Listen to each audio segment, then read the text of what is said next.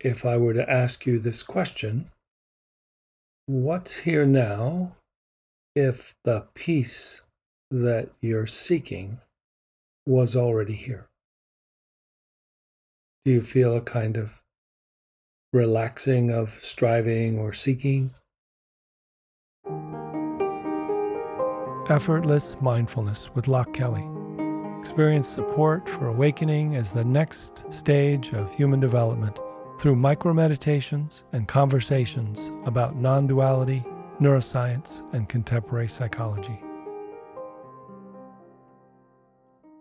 Today I'm going to talk a little about different forms of meditation and a couple of different types of mindfulness. So, meditation has become more popular these days, which is wonderful. It's given people access to an ability to calm and focus, and it's been studied by researchers who have confirmed that it's not just imagination, but that there are actually changes in our nervous system, our brain, and in measurable positive effects. So this particular form of mindfulness, effortless mindfulness, is unique in that it is one that is practiced in most of the traditions around the world that are more wisdom-based. It is considered a non-dual practice or direct practice or essence practice, because the premise is that you don't need to create or construct a meditation state, but actually what you do is you more unlearn or let go or uncover the loving, awake consciousness that's already here within us. So this is the first premise that makes effortless mindfulness a little different. In many traditions, deliberate mindfulness or standard mindfulness that most of us know is the first of the preliminary practices that effortless mindfulness then becomes the next more advanced stage of mindfulness. Although you can take deliberate mindfulness or traditional mindfulness and just stay with it all the way to awakening. The thing about effortless mindfulness is that because it's direct, it doesn't require joining a monastery or spending most of your time investigating the nature of mind. You can do this practice, which we call small glimpses, many times. So by glimpsing or recognizing the nature of mind, which in Tibetan is called Rigpa, the opposite of Rigpa, or recognizing the nature of mind, Ma Rigpa, is actually the word for ignorance and the root of suffering.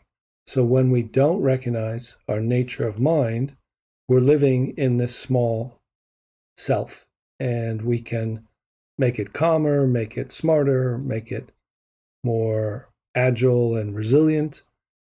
But what we're talking about with effortless mindfulness is actually upgrading our operating system to this awareness-based knowing that's already installed within us. This is what's so remarkable about what is possible. In some traditions, there's a distinction made between gradual awakening and direct awakening. Paradoxically, the effortless mindfulness approach is neither and maybe both. So you could say that it is direct recognition and gradual unfolding. So direct recognition is a kind of remembering, a deeper uncovering of who we truly are. So words like true nature need to be experientially understood or felt. If I were to ask you this question, what's here now if the peace that you're seeking was already here. Do you feel a kind of relaxing of striving or seeking, and a kind of discovering or uncovering or coming from the background to the foreground, something that may have been missed because we were looking outward toward achievement or toward something outside ourself that needed to be defended against or needed to be gotten, to be satisfied. And now, when you rest, not as resting to sleep and feel, but not just feel with emotion or sensation or touch, but sense this ground or foundation that is somehow underneath the chatter or the space between the words in which the words are moving, and perhaps even what the words are made of, so that there isn't just silence that we're looking for, but that silence and movement are all part of life. And this is what's called the same taste of this awareness that's here, this effortless awareness that we're aware from, and then the simultaneous feeling that the aliveness is not a problem, it's not only chatter, but it's made of this peace of mind, it's made of this okayness or well-being. So it's almost like tuning in. The sense of understanding this process of direct recognition of this true nature is the recognition, and gradual unfolding is to kind of begin to feel it in stages. So the first stage is often talked about as recognition. You can first wake up from the identification with this small thought-based mind, this problem solver or ego center, and then importantly, recognize it's not the center of who we are, which is kind of no self or kind of a gap of not knowing or don't know mind. But then importantly, in this approach, we want to go immediately to the solution, which is not to hang out too long in the deconstruction of no self, but to go to a realization that there's an awareness that's prior to thought. That's what thought is made of. That's wisdom beyond thought that we can sense and shift into. So now we actually have a greater capacity. So moving from recognition that we're not this thought-based, small, self-centered creature, but that there is something subtler or deeper or wider or higher or behind and within that is alert when the problem solver relaxes. So what's here now when there's no problem to solve? Recognition that we don't have to be centered in the problem solver, then the realization, there's an alert awareness I could respond from. So recognition is our first glimpse of this awake awareness, this new space that's awake that we've missed because we just kind of pass through it as if it's just a gap. The realization is a shift of ground or identity when we come to understand that we're resting as this awake awareness and we're aware from awake awareness, which is becoming our ground. And then familiarization is the rewiring of our system, literally our body and our nervous system and our neuronal networks begin to be able to talk and walk without creating a thinker or a doer or a problem solver.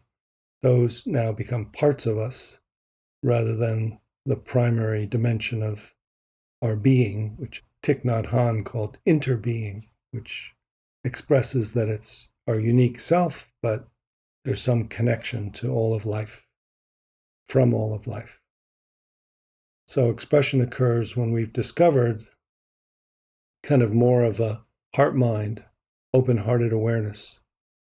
And from here, we go through the gradual unfolding, which is why I say often awakening is the next natural stage of human development. Like human development, we can have these initial glimpses or even a big spontaneous awakening, but that I've never seen anyone stabilize in the first shift. So there's even distinctions in different traditions, like Zen, they call the first awakening Kensho, and then there's an unfolding as we make a transition.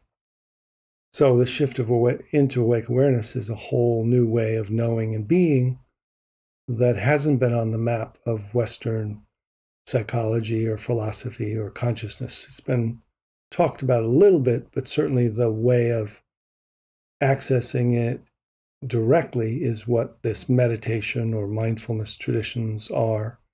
But it's what level of mind are we aware from? And so this effortless mindfulness is not being aware from our small mind or even our attentional mind, like we could focus on one point of our breath, or even being aware from a mindful witness, where we're aware of thoughts, feelings, sensations coming and going, but we're now halfway there. We're in this transitional subject, I call it, this transitional subject of witness, which is still detached and disembodied.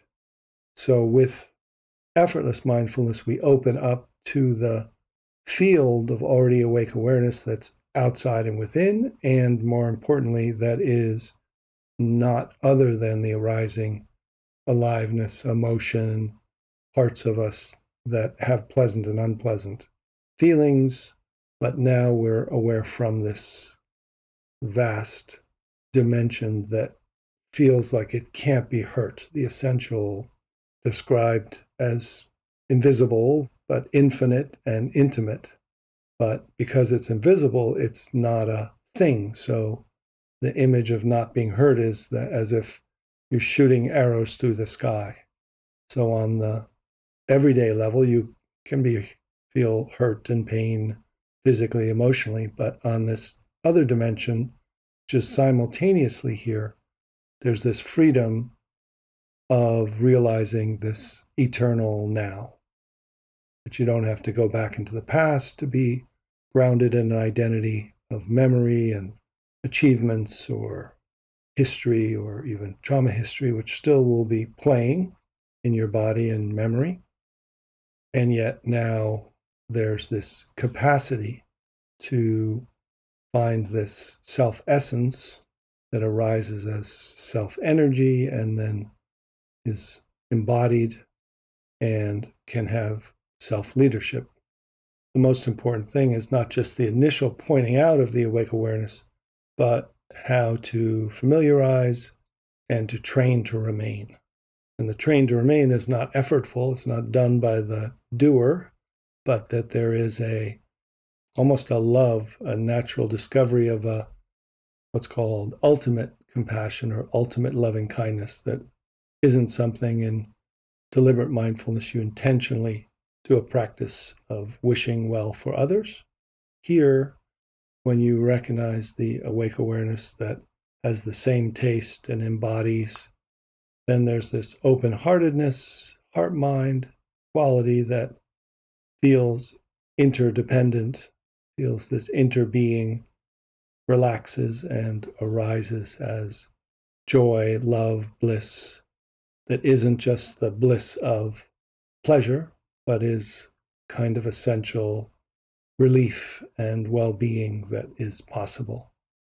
So this sense of these first moves that I'm talking about, this unhooking or shifting, letting go, surrendering, turning over. Yeah, it's called by these many things you've heard in other traditions. Just surrender, just let go, turning over, shift. What is shifting, what is unhooking, is the awareness itself from its identification or collapsing or being obscured by the primacy of the more dense and strong body, mind, emotions, thoughts, the survival system of our human consciousness. But the human consciousness is not something we're trying to transcend or get rid of or become a robot or an angel. We're trying to become fully human. And fully human is an awake human. And an awake human is a loving human and someone who can heal from past resistances and traumas and hurts. Each of us has different knots or types of resistance. So we can define this capacity, which is available through these approaches. So you know that the first preliminary practices of standard mindfulness or deliberate mindfulness are to focus your attention on one point, and when your mind wanders, bring it back. And this has calming effect and can treat the symptoms and is very valuable.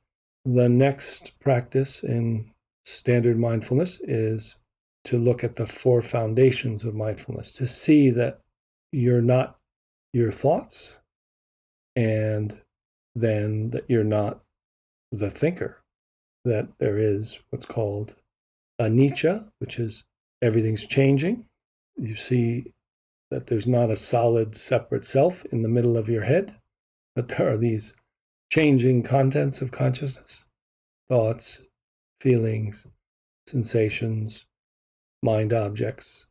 And then you see that there's not a thinker of these thoughts, but there's this non-judgmental witness.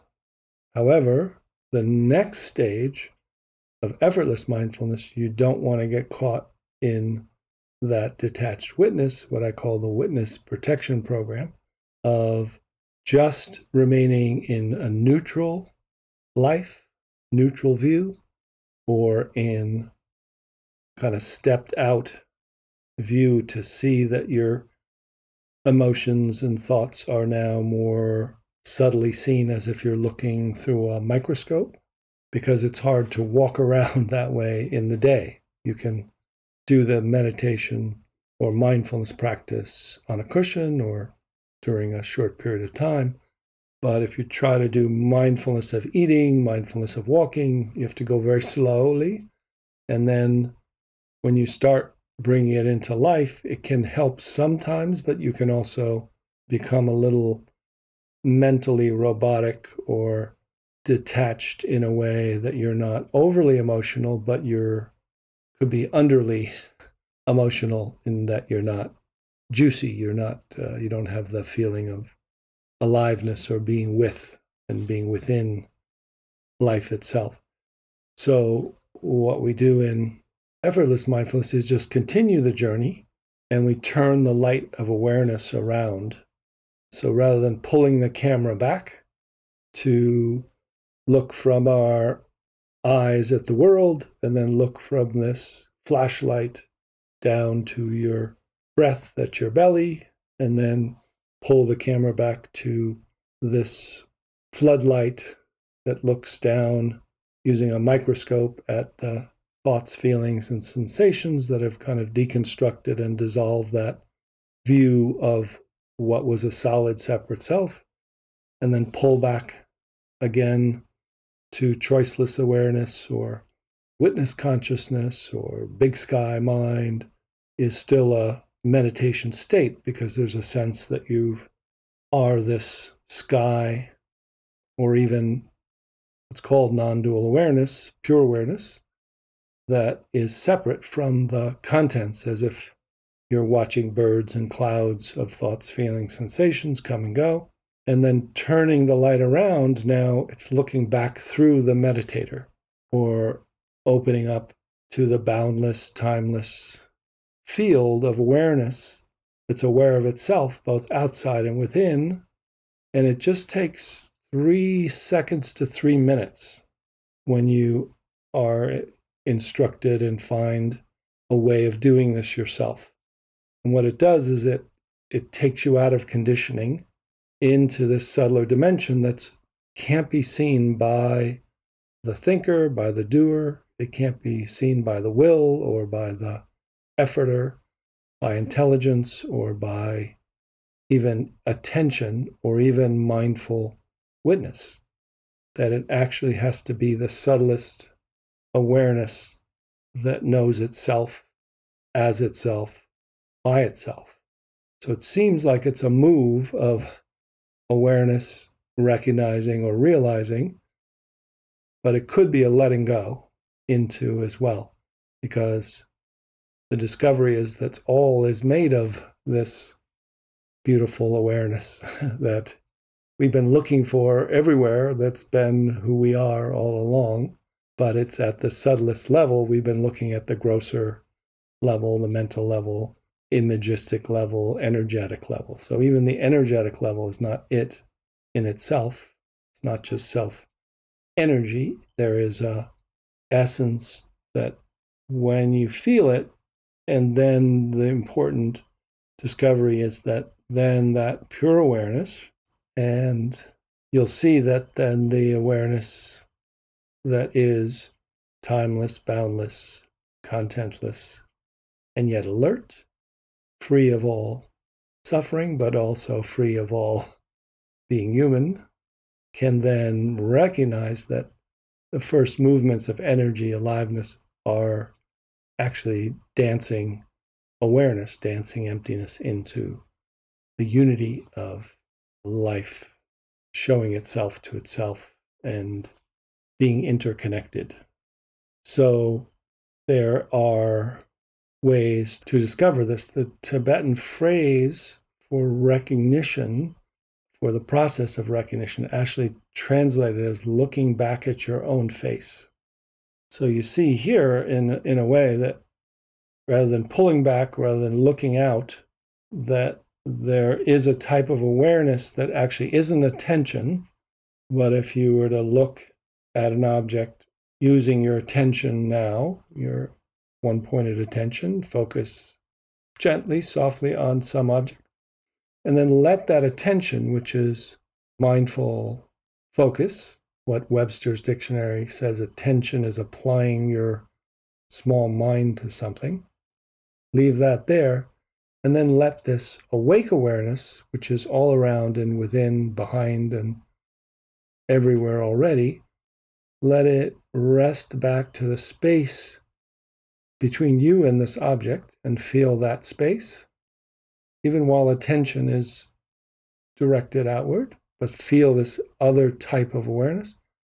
And then see if this other type of awareness that's aware of the space can just turn back or rest back through the looker, rest back through the space above your shoulders, back through to the space behind you, until it finds the awareness that has your back, the field of awareness that's already aware, and just like air into air, discover that panoramic 360-degree spacious awareness that's behind you, that mixes with the aliveness, and then that aliveness, like an ocean of awareness, while remaining open and behind and all around, can arise as your body and all the aliveness within you, and then feel that alive space that is space and aliveness, and then connect back to the object in this way that if you're doing anything as awake awareness, you're resting back